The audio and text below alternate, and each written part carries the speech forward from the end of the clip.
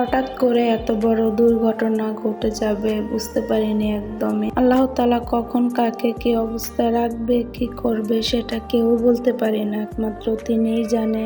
তার যেটা ভালো লাগে সেটাই করে। সারাদিন একদম ভালো ছিলাম, সুস্থভাবে কাজ করে দিন শেষে যে এতটা খারাপ হয়ে যাবে অবস্থা সেটা একদমই ভাবতে পারিনি। আসসালামু আলাইকুম, কেমন আছেন সবাই? আশা করছি সবাই ভালো আছেন। আমিও আপনাদের দয়ায় অনেক ভালো আছি।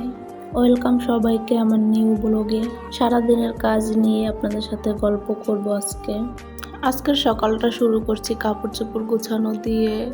আসলে আমার এক একটা সকাল এক এক রকম শুরু হয়, কারণ দুইটা বাবু আছে, ওদের উপরে ডিপেন্ড করে আমার কাজ করতে হয়। ওরা কি করে, ওরা কখন ঘুমাচ্ছে, এগুলো চিন্তা ভাবনা করে অনেক ধরনের কাজ গুছিয়ে নিতে হয়।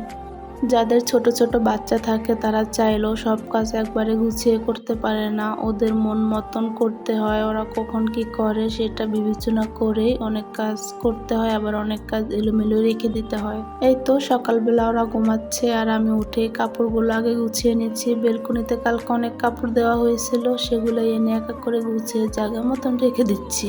এরই মধ্যে তারাও ঘুম থেকে উঠে গেছে, ওদেরকে রেডি করে দিয়ে হাত মুখ ধুয়ে তারপরে আমি আসলাম নাস্তা বানাতে। আজকে ভেবেই রেখেছিলাম কি নাস্তা বানাবো ঝামেলা ছাড়া, সেজন্যই আগে বানাইনি, না হলে ওরা ওঠার আগে বানিয়ে ফেলতাম। ছোট বাবুকে বড় মেয়ের কাছে রেখে আসলাম যে তুমি ওকে দেখো, আম্মু নাস্তা বানাইতেছি। বলল যে ঠিক আছে তুমি যাও, আমি দেখবো বাবুকে। এখানে আমি চাপটি বানাবো তাই বেটারটা রেডি করতেছি। শুধু একটু আটা আর একটু চিনি, হালকা লবণ দিয়ে সবগুলোকে একটু মাখিয়ে নিব।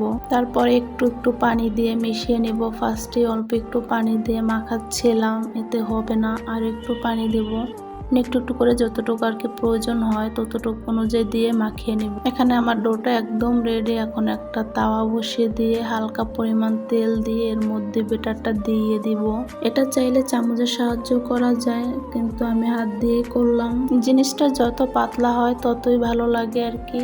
পরে আমি চামচ আর হাত দুটো দিয়ে করতেছিলাম এক এক করে, কিন্তু হাতেরটা একটু বেশি পাতলা হয়, এজন্য আমি হাত দিয়েই করি।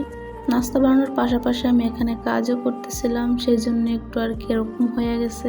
পরেরগুলো কিন্তু অনেক সুন্দর হয়েছে, সেগুলো আর ভিডিও করা হয়নি। আর এখানে দেখেন আমি কাজ করতেছি আর আমার মেয়ে আমার কাছে কিভাবে আসতেছে। ও এমন একটা অবস্থা, আমি যেখানেই থাকি যে কাজই করে ওকে সবসময় সাথে রাখতে হবে। এখানে আমার নাস্তা বানানো শেষ, আর একটু রং চা করেছিলাম, একসাথে খাবো এগুলো দিয়ে।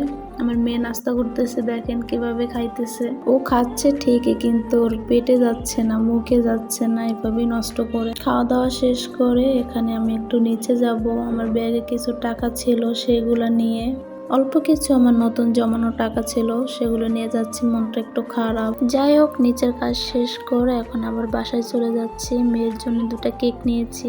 বাবুকে ঘুম পাড়িয়ে বড় মেয়ের কাছে রেখে তারপরে নিচে গিয়েছিলাম, এসে দেখি উঠে গেছে। বাবু উঠে গেছে, কিছু করার নেই, এখন ওকে নিয়ে কাজ করতে হবে। তাই চলে আসলাম বারান্দায়। এখন বেলকনিতে বসে বসে কাটাকাটি করব, যেহেতু অনেক বাতাস বাইরে, দেখতে পাচ্ছেন। বাতাস হলে ভালোই লাগে দেখতে, কারণ আমাদের এখানে অনেক বড় একটা বট গাছ আছে। বাতাসের দেশের মতন লাগে একদম। এখানে বাবুকে কোলে নিয়ে কাটাকাটি করতেছে, আর দেখেন ও পিছন থেকে কি করছে, সবগুলো ফালাই দিছে। যেহেতু বাটিতে পানি ছিল, আমি একদম পুরোটাই ভিজে গেছি। বসেছিলাম, এই সবগুলো আবার তুলে বাটিতে রেখে তারপরে আবার এখানে তরকারি কাটতে বসলাম। ফার্স্টেই পেঁপে কেটে নিছি, এখন হচ্ছে কচুর ছড়ি কেটে নিব। এটাকে আমরা কচুর ছড়ি বলি বা গাঁটি বলি, কে কি বলেন অবশ্যই জানাবেন। কাটাকাটি শেষ করে চলে আসছি রান্নাঘরে, সবকিছু ধুয়ে গুছিয়ে নিয়েছি। সকালে নাস্তা বানিয়ে চুলাটা পরিষ্কার করে নিতে, আগে চুলাটা পরিষ্কার করে তারপরে এক এক করে রান্না বসাবো। এখানে কচুর ছড়ি সিদ্ধ বসাইছি, আর মাছটাকে আগে ধুয়ে লবণ মেখে রেখেছিলাম, একটু গরম পানি দিয়ে ধুয়ে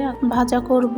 এক এক করে সবগুলো মাছ কড়াই দিয়ে উল্টে পাল্টে ভেজে নিব। এখানে আমি পেঁয়াজ কেটে নিতেছি, এখানে রান্না বসাইতেছি। এক চুলায় মাছ ভাজা আর এক চুলায় রান্না। এখানে কচুর ছড়ি বসাবো, তাই আগে মশলাগুলো কষি, এর মধ্যে চিংড়ি মাছ দিয়ে ভালো করে কষিয়ে নিব। আজকে চিংড়ি মাছ দিয়ে কচুর ছড়ি রান্না করব। এখানে রান্নার পাশাপাশি আরো অনেক কাজ করতেছিলাম, কারণ বাবু এখন একটু ঘুমাইছে, সেজন্য তাড়াহুড়া করে আসলে সব কাজ করতেছিলাম। বাবুরা এরকমই হয়, অনেক ডিস্টার্ব করে। ওদেরকে ঘুম পাড়াইতে লাগে 1 থেকে 2 ঘন্টা, কিন্তু ওরা ঘুমায় 2 থেকে 5 মিনিট বা 10 মিনিটের বেশি একদমই ঘুমায় না দিনে। অনেক কষ্ট হয়ে যায় ওকে নিয়ে কাজ করতে, কিন্তু কিছু করার নেই। সকালে অনেকগুলো থালা বাসন ধুয়ে পানি জড়াতে রেখেছিলাম, সেগুলো এখন গুছিয়ে রাখছি এক এক করে। মাছগুলো কষানো হয়ে গেলে এখানে এখন কচুর ছড়িগুলো দিয়ে নাড়াচাড়া করে তারপর ঢাকনা দিয়ে ঢেকে অন্য চুলায় দিয়ে দিব। চুলা আর একটা তরকারি বসিয়ে দিব পাঙ্গাস মাছ আর পেঁপে তরকারি দিয়ে।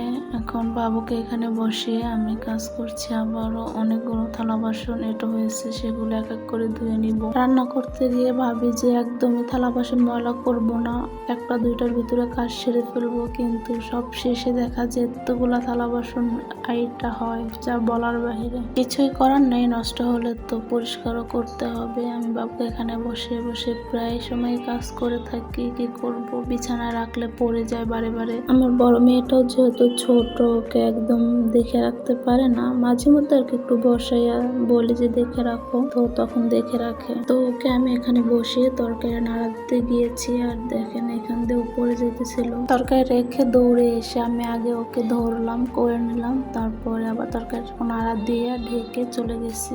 ওকে খাইয়ে রুমে রেখে তারপরে আবার আসলাম রান্নাঘরে একটু মোছামুছি করতে। আর দেখেন মোছামুছি করতে গিয়ে পুরো সব পরে এলোমেলো হয়ে গেছে। আমার সাথে সবসময় এমনই হয়, যত আমি তাড়াতাড়ি কাজ করতে চাই, শর্টকাটে করতে চাই, তত আরো বেশি দেরি হয়, বেশি এলোমেলো হয়ে যায়, যা হতে আমার করতে অনেক টাইম লেগে যায়।